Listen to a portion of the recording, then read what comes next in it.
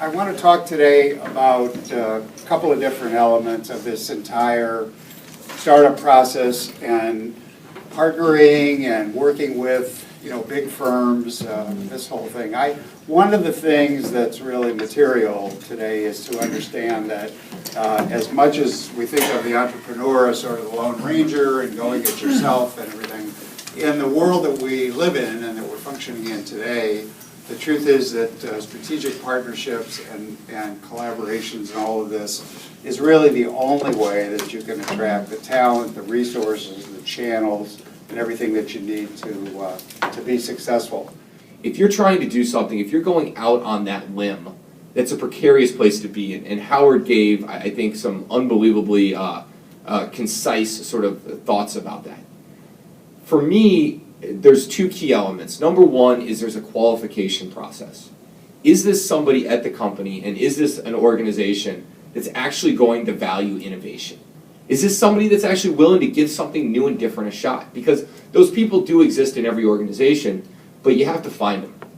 And you can't underestimate the psychology of all this. And then number two, is there really enough value to what you're presenting to that company to where it's compelling enough that they are willing to take that risk? Because as confident as we all are in our businesses and what it is we're able to accomplish, at the end of the day, we're like this crazy risk to a big organization, right? I'm going to go trust these 5 yahoos that are working out of the basement or some weird co-working facility over at the merchandise mart to come up with some innovative idea that I'm going to put real money behind.